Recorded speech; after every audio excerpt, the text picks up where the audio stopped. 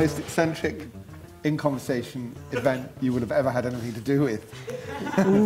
And I'm Don Boyd, and I'm here with three extremely special people, and behind me is an array of the most extraordinary group of people that could have any perspective on comedy that you could possibly imagine. And they are the lookalike crowd that are fashioned by Alison Jackson, the great artist. Yeah. She's a photographer, a filmmaker, a raconteur, a socialite.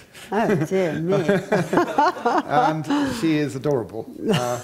Of course. We have two people with her that I don't know well, but I have heard a great deal about. Charlie and Robin. Charlie and Robin. Hello. Yes, hello. They met at Oxford University. Hello. Hey, lookalikes. They met at Oxford University, where they seemed to find courses on history and philosophy, Yes. correct? Yes. Somewhat dull, and decided to liven their lives up with comedy. And they've become two of the most brilliant new comedians in a duo. They don't only do comedy shows, they work with artists. They've worked with Gavin Turk in his incredible project called House of Fairy Tales, which is a sort of very extravagant way of dealing with children's education through art. And tonight, we are going to debate, and each of these distinguished guests are being forced by me to discuss why does comedy matter. And I'd like each of you, in turn, to have three reasons why you think comedy might matter. And if you think it doesn't matter, equally important. And I'm going to list these here. And at the end, I'm going to ask everybody here, including my distinguished, very important guests, including Her Majesty the Queen, I'm going to ask them to vote. So that's the vague idea. But I think we'd start off. I think we'd start off with Alison, who is very definitely who starts the whole evening off, well, the whole day off, frankly, with a show called La Trashiata, which is comic in its own name alone. Yeah. Alison, tell us why comedy might matter to you. Well, I suppose I come from a point where I try not to be comic, really. I'm just sort of observational, and I try and see things the way I see things that may be different from most people. But I do think comedy is incredibly important to sort of break through into difficult territories that are important and mean a lot and that are wrong often. And so I think that is, for me, the easiest way of saying things that are important. When you started out essentially as an artist at art school, and you progressed into the arena that you've progressed, did you realise that a lot of people were going to see it as very funny and comic, or did it Not just... at all. No. I mean, I was completely furious with the BBC for turning it into a comedy, because I was funded by two departments, the factual department and the comedy department, and there was this huge debate. Was it comedy or was it factual? Who had the most power? Was it the commissioning editors from the comedy department, or was it the documentary makers? I was really hoping the documentary makers would win, but actually the comedy department won, which was, I suppose, in a way beneficial because they had more money, and so we were able to put on very expensive television shows. But no, I was most deeply upset because I just see my type of humour as a way of seeing something that isn't traditional comedy.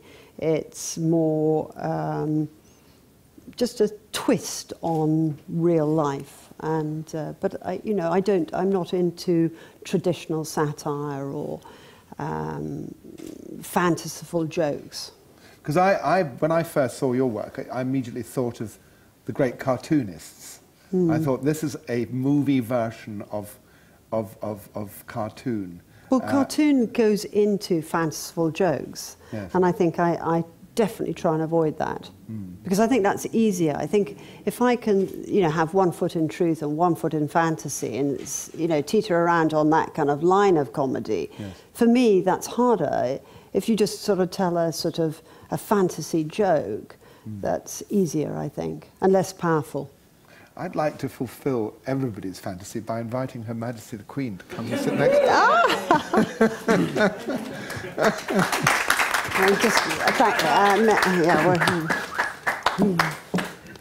Do come and sit down on this. I know this because I talked to you about it, but you've known Alison a long time. I have. I almost think I'm her oldest or longest lookalike.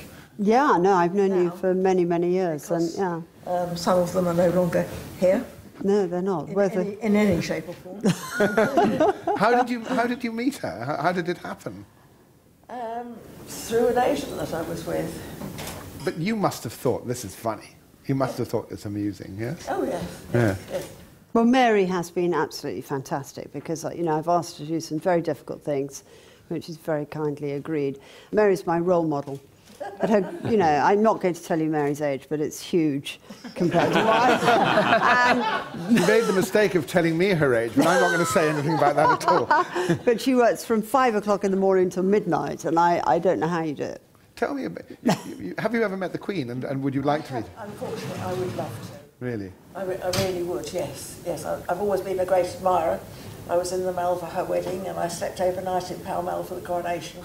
And you were there the other day for her birthday because we were shooting outside Buckingham Palace as she drove by on her birthday. Well, unfortunately, I didn't see her. I think she's fantastic. Yeah, brilliant. She really is, and I would love to meet her. So what would be your answer to the question, why does comedy matter? What would you think?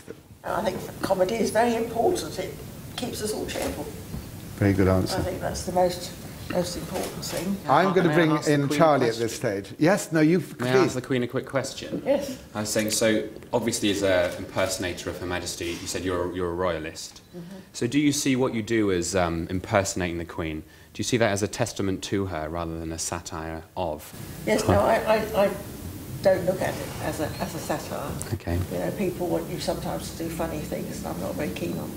I mean, there are some Queen lookalikes who will do bad things, and Like what type of things? Well, I think there is one who sort of gets drunk and dances on tables. God. Very unrealistic. I mean, the Queen sits on the loo, which is perfectly okay, but dancing on tables is something else. To keep an element of decorum here, we'll leave you there for a minute. Shall we go on to Charlie? Yeah. Tell us why you think comedy matters, and you are involved. I was interested in what Alison was saying, because you were trying to distance yourself from comedy. Yes. Do you feel like somehow comedy is less respected? Very few people have won an Oscar for comedies, actually, haven't they? That's true. But I mean, you know, aside from that, I don't know. I just don't like standard traditional comedy, I suppose. I'm not really interested in it. I suppose it's interesting that people have got a very specific idea of what comedy is as opposed to anything humorous. So I think one of the things that's quite powerful about comedy is that it sits outside things, and that's exactly what gives its ability to prick things and point, you know, pop pomposity, which is what some of your work Yeah, well, I does do. try, yeah. When you devise your sketches, how long do they take? Are they instantly improvised, or they take months? Is it something that you take from political culture? Or? Sometimes we can spend hours, you know, trying to work on something, and then only in the last 10 minutes do you really find what you were, something that you think, oh no, that is brilliant, we can use that in the show. Other times there's It's usually we spend 3 hours sat in our pants drinking coffee and then go, oh God, we've got 10 minutes left, and then that's when the good stuff happens. I know from working with Alison, the experience of that is that she takes a long time to decide what she wants to do. Do you drop ideas in the back? Excuse me, Don. Absolutely not. Well, sometimes they happen in a sentence. No, I'm very fast. Are you? Oh, good. Well, what I meant by that is that, you know, it's a gestation process. it's difficult, isn't it? Well, with any creative process, sometimes there's a moment you see something and you go, oh, perfect, that's what we're going for. But other times you've got ideas that you've been brewing on for a while, and you think, oh, there's something funny in this, and I haven't worked out what it is yet. And then you play with that idea, and can take longer. And I think performing it's quite funny. Like I think we started off doing improvised comedy, and so a lot of the way we write is often by just working with each other and devising it rather than staring at a computer screen. So the first time you say something on stage, if you improvise it, it will be hilarious. And not necessarily, I'm not being that arrogant, but then the second time it might not be, and the third time it might not be, but then the time you've honed it about the next 17th or 18th time, it's funny again. So it's a strange process of, Yeah, there's something quite special about how comedy is created as well, on stage comedy, because unlike music, where you can practice that at home, comedy needs an audience, and so you're never going to know if something's really working until you hear it. You've got people and you can look in their eyes and you can, and of course, eliciting laughter. I mean, comedy can be ironic, it can be satirical, it can be downright farcical. What's the arena that you're particularly interested in, or is it all of those about? A mixture, actually. Crap comedy, really. No. No. No. What's that? I suppose our show is the same jokes. Can people find funny for different reasons as well? So some of our bits are quite physical, but also have words to them, and some people like the wordplay that's going on, but some people like the fact we're kicking at the same time in sort of unison. I mean, there's an interesting taste thing about it as well that I think Charlie mentioned to me just before we came on, that he'd read a recent article by Brian Logan in The Guardian, which was arguing about taste in comedy and saying people, when surveyed, had very different responses to why they liked Eddie Izzard. Yeah. And actually, people who are quite middle class claimed to like it for reasons that He's he was surreal. whereas there was a different response, which was he was silly. So I think a different audience can see very different things in the same performance, obviously. Yeah. You guys work with children, don't you? We do, yeah. We do, yes. We do. Now, that's an interesting arena. Yeah, well, I suppose in some ways, like, children are the Natural quintessential comedians. perfect comedians, because you get them on stage, and we do improvised stories with children. We do them with the House of Fairy Tales, where Gavin and others provide a kind of installation, and we do interactive stories with children. But kids don't have that editor inside. And it's like we were tapping into earlier when we were talking about comedy being or the experience of the opera being visceral. It's a visceral experience rather than an intellectual one. And in that sense, because kids don't have that editor going, I'm on stage, what should I say? They just react. And that makes it more natural, more surreal, more comedic, rather than adults who I think are more terrified of humiliation and just attempt to be funny. I think, and as an adult comedy performer, often what you're trying to get at is that moment of truth where you have let down your guards, because as adults we walk around all the time worrying about how we're supposed to be. There is kind of like complex social rules, and on stage, if you can connect with an audience genuinely and look them in the eyes and let that mask fall away, that is when you get the most sort of profound laughter as well. I'd like to bring a couple of the other lookalikes into this. The Madge character, I've always been very amused by, indeed, as instantly I heard that there was going to be a cat fight in La Trashiata with her rival, or one of her rivals. I was when you brought this script, or when you were told what you were to do by Alison, did you think, wow, that's mad or crazy or funny, or how did you react to? I absolutely love working with Alison, the reason being because she is mad. Yeah. Excuse me. And we've worked together for many years now. Yeah. We just laugh whilst we're working, and that just makes it so much better, and it's just fun. What I noticed this afternoon was the excitement of seeing what you do with a live audience, whereas normally it's a video and you don't get a chance to the interaction. What was that like for you guys? Because you're normally getting your audience is Alison and her cameras, and then videos all over the world. But well, I do a Madonna tribute as well, so I am using the live audience, and I do get the audience involved. So it was different today because it wasn't the same sort of audience. You guys perform mostly in front of live audiences, correct? Yeah, that's true. Do you require that for the energy and the sort of excitement of your work? Or? Yeah, I think that people appreciate there's a risk there. I mean, if you say you're doing comedy, you're immediately saying you're going to be funny. This is going to be funny. I'm going to make you laugh, and there's a risk there. Whereas if there's other art forms where the response you're going for isn't quite as noisy. I think in very few other performances do you sense within like 10 seconds whether or not it's working. You become addicted to the laughter and you need it. And if people are laughing early on, often the first minute of a show is what defines the next hour. Totally. And if you get it within that, people are laughing, then laughing, that's got the momentum that drives you through, and you relax a bit. And you end up in quite a bizarre position where you're kind of anxious if the laughter isn't coming. And that's not necessarily a healthy place, but one that you get pushed to as a comedian. And you learn from that. I mean, comedians talk about dying and nobody laughs. Yeah, well, I think it's as we were saying about the about comedy needing to be performed in front of people. I think even you see now very successful TV comedians, people like Jimmy Carr, and you can go see them in London in front of 40 people because they'll be doing new material nights and trying it out, and it's very much something that needs to be done in front of people. Yes. And it also, though, I think, as you're saying, about maybe trying to avoid the comedy industry, it is an industry that can push people down quite a negative path and to be unimaginative. And stand-up comedy is traditionally quite male, sometimes quite misogynistic, and the attributes that it encourages are ones of kind of domineering a room and shouting down hecklers. And maybe if there was a different relationship where the audience were more patient and they weren't demanding laughter so early, not that I'm blaming the audience, then that can create a different thing. I mean, we used to do a night where we intentionally called it a storyteller's night, didn't we? Yeah. So that the audience would have a different expectation. It created a different patience with an audience. For people wanting to do stuff more experimental or more.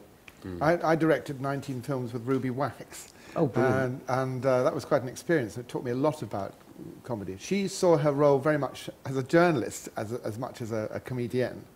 And she learnt to realise that the people in front of her camera were in some ways more important in her mind than she was. She stopped her comedy. But then when she does it on her own, it's very definitely a different, it's a performance. But she was very amusing with her subjects. Yeah. I mean, that interview she did with O.J. Simpson, where O.J. Simpson knocked on the door and came in with a fake knife and tried to stab her after he had murdered his wife, was extraordinary. Incredible, yeah. Yeah. I mean, actually, the one I did, one of the ones I did with her was the Imelda Marcos one on the shoes. None of that was set up at all. And actually, the Hello magazine moment in that film, when she shows Imelda Marcos that she's in Hello magazine, was important for the bonding process to get Imelda on her side. But it was a fluke. She saw the magazine, picked it up and thought, oh, and then I said, go on, show it to her. And she showed it to her. And that changed the relationship, because then she felt that she was part of the celebrity world. You guys are essentially vicariously celebrity. But it depends how you set it up as well, isn't it? I mean, you either set it up as a scene like this, or set it up in real life with an entourage of, bouncers and minders, and then you can make a mess. You can make a public mess. I mean, like with the Wills and Kate and Mary, we went, I took a horse and carriage down Piccadilly, great big, two huge white horses with plumes and a great big carriage. They all sat in there in their outfits, and off we sort of trotted. We went very fast down Piccadilly, and just the whole traffic stopped. People started to scream and shout. There was a bank of paparazzi, I don't know, 200-fold. Do you remember this? It was extraordinary. Yeah. I mean, when the paparazzi bank, you couldn't even get a horse through them. I mean, we were trying to, get through this crowd. And it was just, it's the way you set it up. And of course it's fake, and it looks fake. But the crowds became hysterical. They want to buy into it. Oh, just hysterical. I mean, shaking and crying and, really? all of that type of stuff. Yeah. They can get. Yeah, it's extraordinary. Yes. The lookalikes are very accessible. Yes. And of course the celebrities are absolutely hands-off and stay-at-homes, stop-ins. So maybe in that sense you provide a bit of a function in that way. No, very, very. I think you should public service. Yes, a public service. I think you should start to be getting cheques from Her Majesty the Queen. I mean, I invited my friend Nick Davis, the journalist, along. And Nick is a very serious man. He's just made this incredible book called Hack Attack. Nick, I mean... Alison is being disingenuous, actually, because if you've got your lookalike queen, you could set her up in situations which are absolutely never going to be funny. So you could set her up in a meeting with a lookalike prime minister and they could talk about policy. Yeah. But you don't do that. You put her on the loo. No, but I do also do that. Yeah. So you must be setting out to make people laugh. Well, yeah. I mean, obviously. But I'm also dealing with taboos. I think you've got a point that it was as if you were ashamed of being funny. No, because I'm dealing with something else. I'm dealing with a taboo. You can't imagine the Queen on the loo, but here you go. Here it is. So I'm trying to do that thing that you're talking about, which is eye to psyche, fast read. You're having a reaction before you've even really thought about it. So that's because comedy matters. I don't want to be nice to you, I think. No. You're doing something quite useful, because the celebrity thing is what we could technically call complete bullshit. Yes. It's gas, the way that people revere brainless twerps to be in soap operas. It really is horrible. Well, it's a constructed media bubble. If you pull their pants down and make them look ridiculous, you're actually serving a useful function by exposing them. I'm trying to break that bubble, but the thing is, if you do a dialogue between the Queen and the Prime Minister, which would be very fun, that is more traditional comedy, which I do and have done, but it is more, then you've got to start writing traditional comic lines. I think be funny and subvert them, reduce them. Yeah. They don't deserve to be celebrities, do they? You guys do, the real people don't.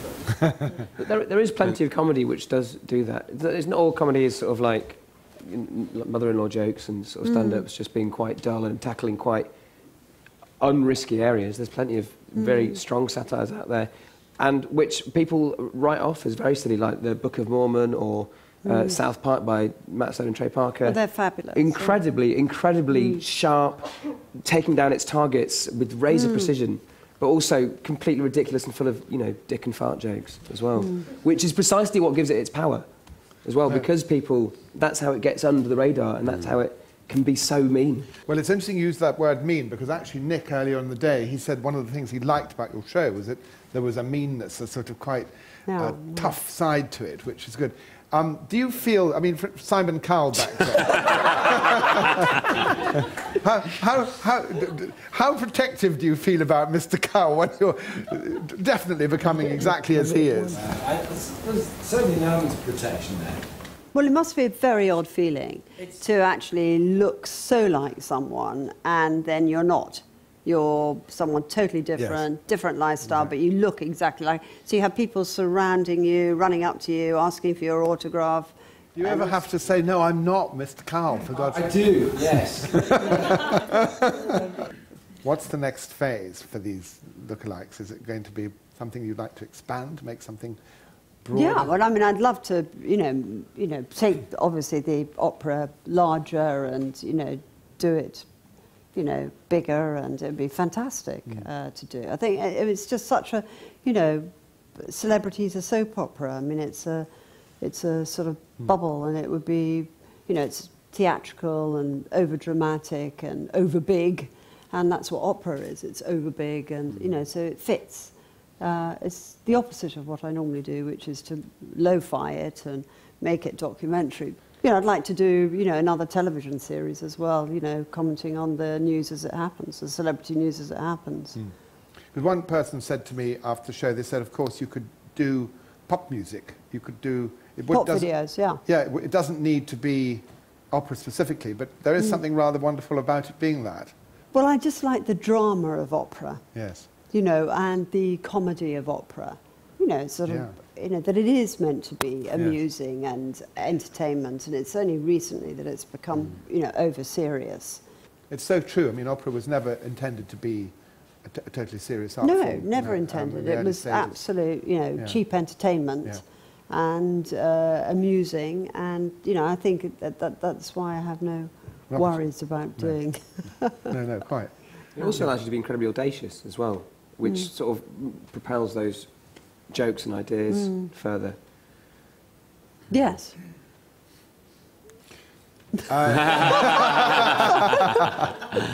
Oh, yeah. Right, we're getting close to the end of the time. The debate is now an irrelevance. We're all three.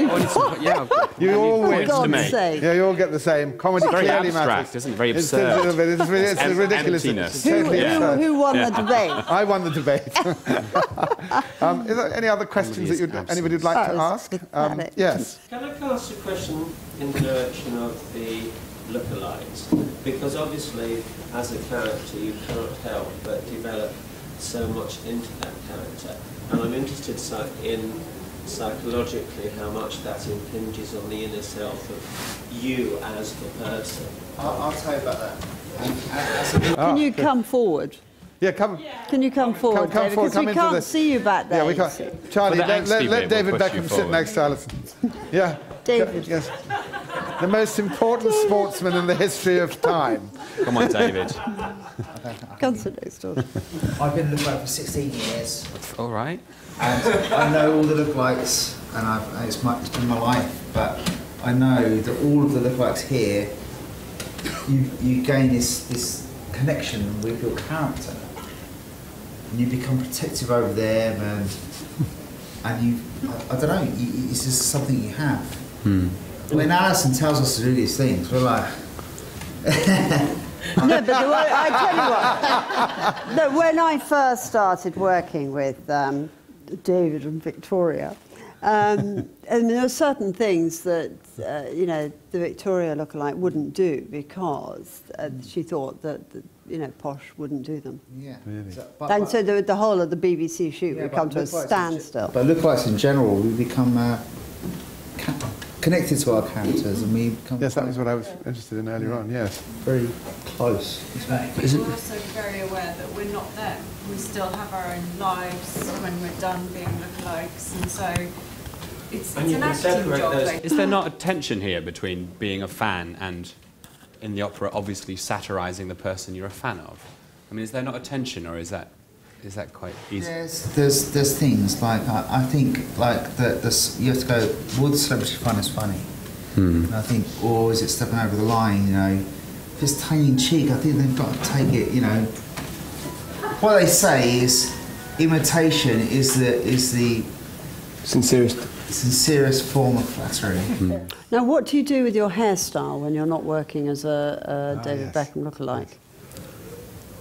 Well, does it stay the same, or does it change? I just wear a hat normally.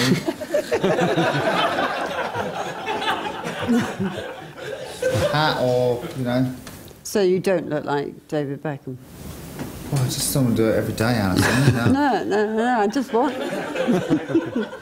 You're disgustingly attractive anyway, so we have to cope. Does your partner like it when you're David Beckham? Does your partner like it when you're David Beckham, or, you know, your girlfriend? No, I don't know. She never really said. You used to go to the Victoria lookalike. She met me as David Beckham. So did you go out with the Victoria that is the Victoria lookalike? I used to. And did that romance develop in the period of time you've been working with Alison? But when we started, the Victoria lookalike was my girlfriend, and that's how I got into it, and that's when we met Alison 16 years ago. Okay. Good God, wasn't that long ago? Heavens above. 16 years.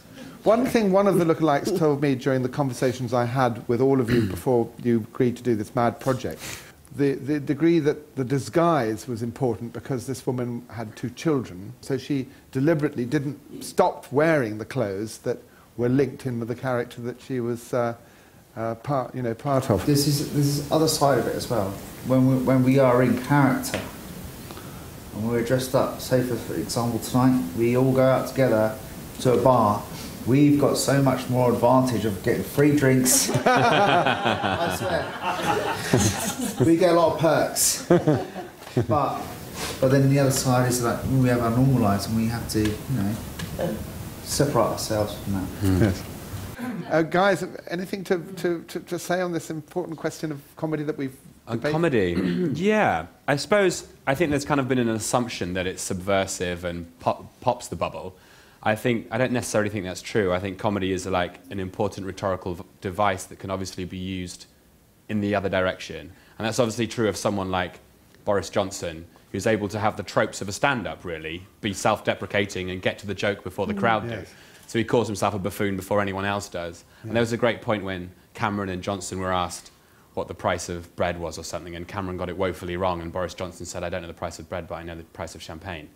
Which is just that, in that joke, he's able to deflate it and able to get away with a lot, I think, because he's presented an image of himself in a trope that, as a stand-up comedian, would. So I think as much as it can be, I'd encourage us not to be lazy, I think, with it being subversive. I think it can be used the other way. Why do you think some of them have this reputation, maybe a bit of a cliche, of being depressives and very, very, very serious in their private lives? So, are you a depressive?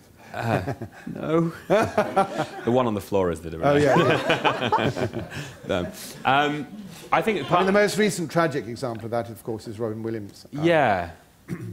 I suppose partially the lifestyle of being a stand-up comedian, being alone most of the day and writing jokes and then being in front of hundreds or thousands of people is a very extreme and quite unhealthy one. It does throw you into quite steeply stratified kind of hierarchies often. So you can be in a backstage area with just a sofa and some mates, and suddenly you're out on stage in front of 2,000 people who love what you're doing, and they can feel like they love you. And then, I don't know, you go off stage and actually you've got to look at, you know, why a dirty sandwich in the place. Yeah, got to sit on the floor because there's, you know, not enough chairs or. I mean, I think comedy as an art form is possibly the most underrated and the most difficult to achieve. And for that reason, I think all of us here should applaud this incredible group here who do give us a lot of entertainment, are very funny, they say serious things, they are fabulously important in our society, and they're very generous coming here. So let's say thank you very much, everybody. Oh, yeah.